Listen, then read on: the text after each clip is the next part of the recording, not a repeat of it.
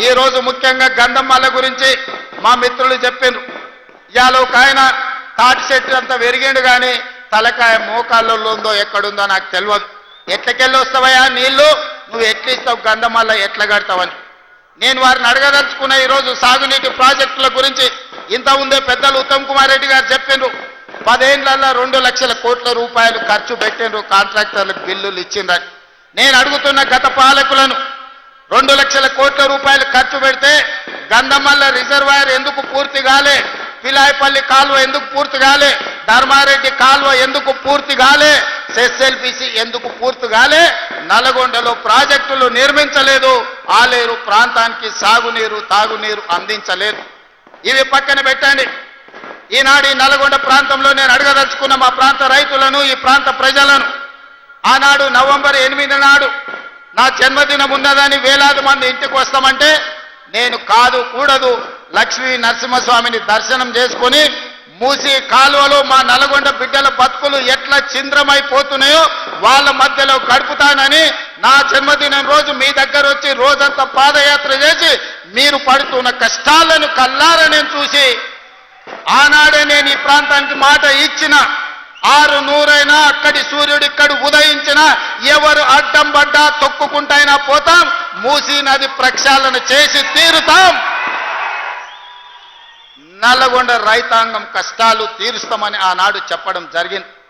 నేను అడుగుతున్న మిత్రులారా, ఈ వేదిక మీద నుంచి బీజేపీ బీఆర్ఎస్ నాయకులను, గుజరాత్లో నరేంద్ర మోడీ సబర్మతి నది ప్రక్షాళన చేసుకున్నాడు, ఉత్తరప్రదేశ్లో యోగి గారు గంగా నది ప్రక్షాళన చేసుకున్నాడు, ఈనాడు ఢిల్లీలో మోడీ యమునా నది ప్రక్షాళన చేస్తా మేము అభివృద్ధి చేసుకుంటాం, ఆ ప్రాజెక్టులో నిర్మించుకుంటాం అంటున్నాడు.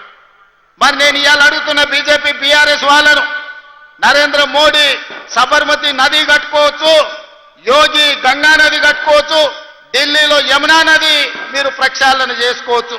మరి తెలంగాణ ప్రజలు, ముఖ్యంగా నల్గొండ బిడ్డలు మూసీ నది ప్రక్షాళన ఎందుకు చేసుకోకూడదు? మూసీ మురికిలోనే మేము చావాలనా?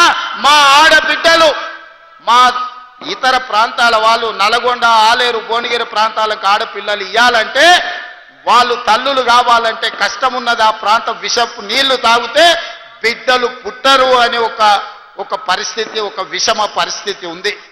ఇవాళ మా ఆడబిడ్డలు కన్నీళ్లు పెట్టుకుంటుంటే ఈ బీఆర్ఎస్ బీజేపీ నాయకులకు కనిపిస్తలేదా?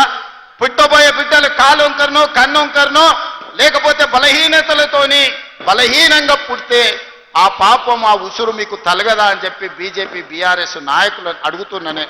మిత్రులారా, నేనేం ఎర్రవల్లిలో మీ ఫామ్ హౌస్ గుంజుకుంటా అనలే, మోయినాబాద్ ఫామ్ హౌస్ను ఆక్రమించుకుంటా అనలే, జన్వాడలో మీ ఫామ్ హౌస్లో జెండా వాతుతాను నేను అనలే.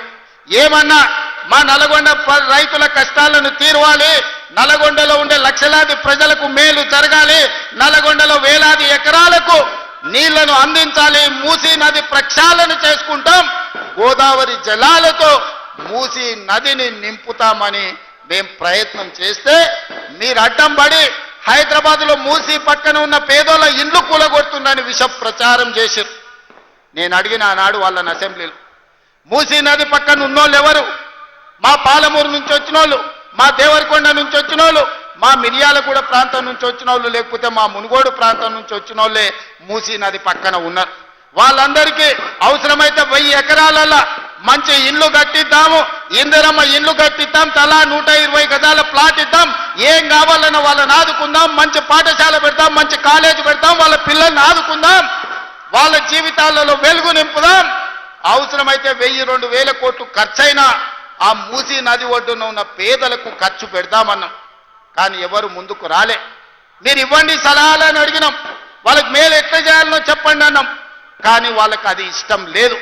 మూసీ కట్టొద్దు, నల్గొండ రైతులు బాగుపడొద్దు అనే ఒక విషపు ఆలోచనతోటి మూసీ నది ప్రక్షాళనని ఈరోజు అడ్డుకునే ప్రయత్నం చేస్తున్నారు.